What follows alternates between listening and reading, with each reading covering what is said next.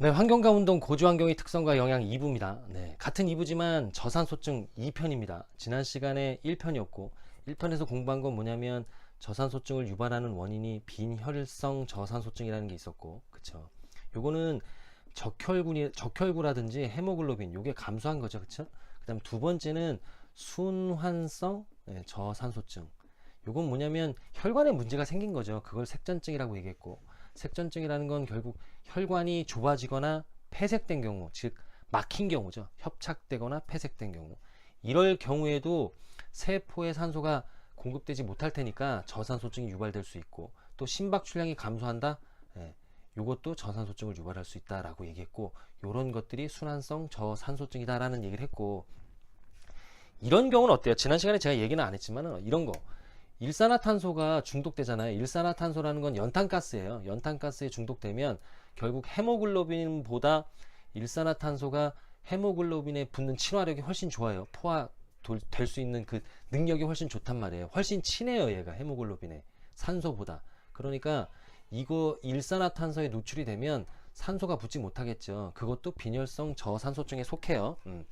그렇게 이제 우리가 공부를 하도록 하고, 그 다음에 이제 세 번째는 뭐냐면, 세 번째는 조직 독성 저산소증이라고 얘기해요.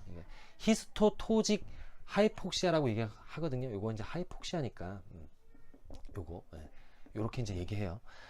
요거는 뭐냐면은 혈관, 예를 들면 그런 거예요. 혈관을 확장시키기 위해서 혈관 확장제 같은 걸 이렇게 주사하는 경우가 있거든요. 예를 들어 색전증이에요. 그럼 혈관이 협착된 거죠.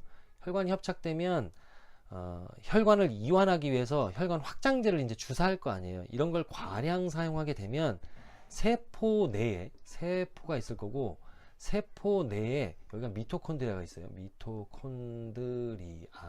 미토콘드리아가 있는데, 여기에 미토콘드리아에서 산소를 사용할 수 있도록 도와주는 효소들이 있을 거 아니에요. 이 효소가 마비된다 이렇게 보시면 돼요. 그러니까 미토콘드리아에서 구실을 못하게 되는 경우에요. 이 효소가 활동을 하는데 방해를 받아서 미토콘드리아가 재구실을 못한다. 결국 산소라는 건 미토콘드리아로 가서 ATP를 만들어야 되는 거거든요.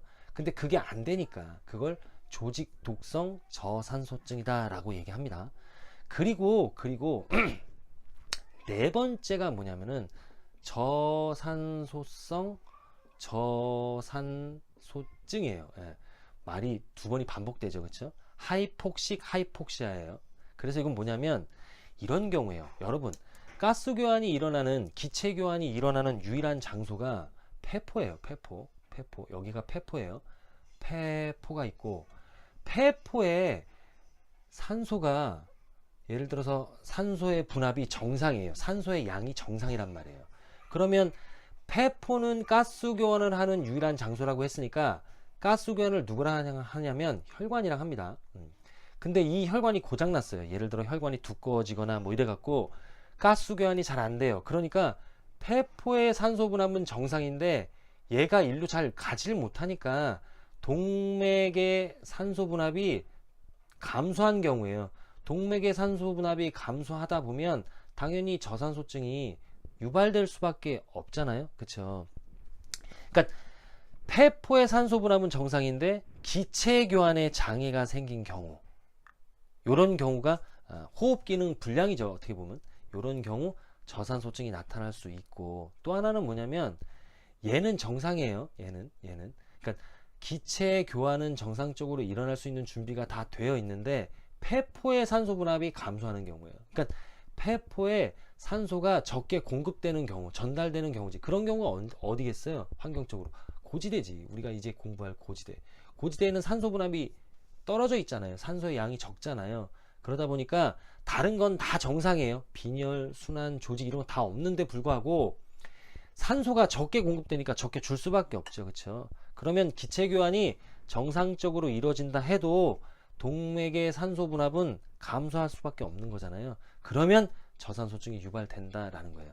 그러면 제가 고지 환경의 특성과 영향 일부에서 말씀드렸던 것처럼 산소가 부족하니까 미토콘드리아가 또 재구실을 못하겠죠. ATP를 제대로 만들지 못할 거 아니에요. 산소가 충분한 조건보다는. 그러면 무기호흡의 의존도가 커질 수밖에 없다. 무기호흡은 오로지 포도당만 가능하다는 거죠. 3대 영양소 중에. 그렇죠? 그러면 포도당에 대한 의존도가 높아질 수밖에 없다라는 거예요. 그래서 고지대에 등장하는 산악인들은 탄수화물을 좀 많이 섭취하게 되더라라는 거까지 이번 시간에 공부를 합니다. 저는 항상 여러분들 편입니다.